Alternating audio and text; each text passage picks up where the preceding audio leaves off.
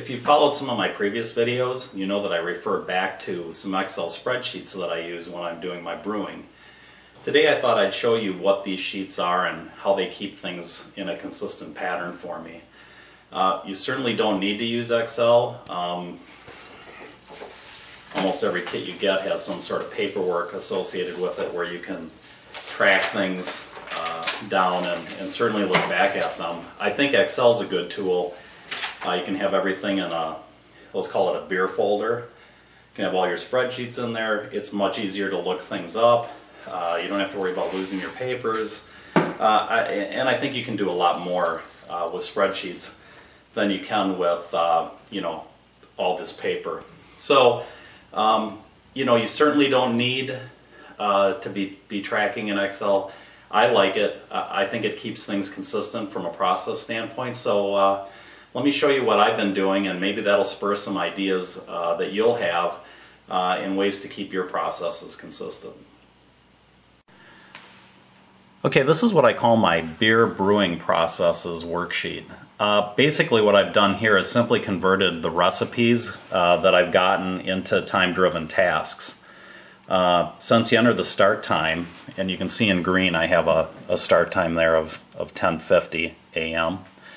That's the only field that I really enter anything in. I've taken all the tasks that were in the recipe and I've converted them into steps, and then just by entering that time, it basically recalculates every step along the way. So let's say that we started at, let's just say 10 a.m. It's going to recalculate all those times. So and over to the right side there's some factors listed, which I don't think they're in view, but it's very easy to just add factors to drive your finish time. So all of these things going down, all of these steps going down the sheet are driven by formulas, and the beauty of this is you're not looking at a clock every 5 minutes. You know what time the next step takes place. So if I'm at, let's say, adding the first set of hops at 11 o'clock and then boiling for 40 minutes, I know that at 11:40 is the next time that I'm going to add the second liquid malt extract. So I think this is a really good way of keeping a consistent brewing process and not having to worry about, has it been in for 5 minutes, is it 7, where am I at, what time is it, oh I forgot to record what time I started this other step at.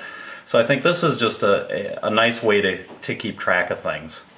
So now we'll move on to brewing history, which is right here.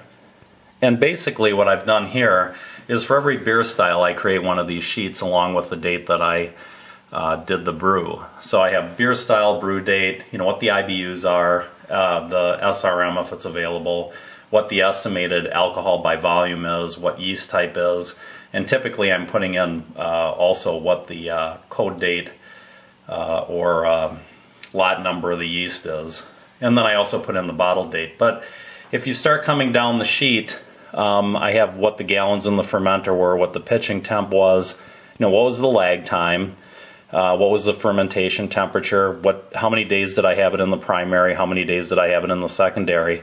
And all those are informational, and I think those are good to keep track of. So when you're making the same brew, if you start to have questions like, boy, I don't remember it taking this long to start fermenting, you can always look back and get kind of a gut check on how things are proceeding. The next set of cells really are around the original gravity reading and the final gravity reading tests. And what those drive when you put them in, the original gravity has a formula that drives what your target FG would be.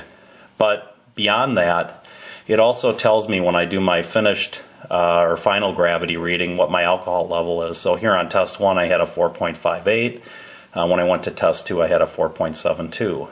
The other thing that's nice is it also tells me the attenuation results. So what percentage of original wort was converted by the fermentation process. So that's just the percentage of sugars that the yeast consume or how efficient they are. And it's just another measure of when you're done fermenting. I would say a range between 65 and 85% tells you you've pretty much consumed your yeast. So the next spreadsheet that I use is called the beer bottling calculator. And I basically have 3 calculators built in here. The first one is basically just formulas that say, you know, put in the number of gallons that I've produced, which here is 4.75. I also took a shrink factor in there, I think of about 2%. But what this does is it allows me to calculate the number of 12-ounce bottles and 8-ounce bottles that I need for the batch.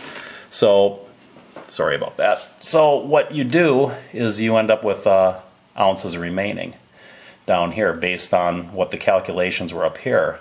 So this is really going to tell me, you know, how many bottles do I need to clean?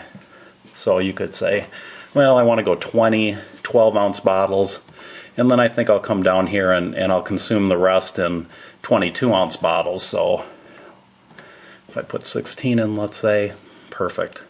So I've got to clean 20 of the 12-ounce and 16 of the 22-ounce. Now, the other thing that the spreadsheet will show you as well is what your current mix of empty bottles is.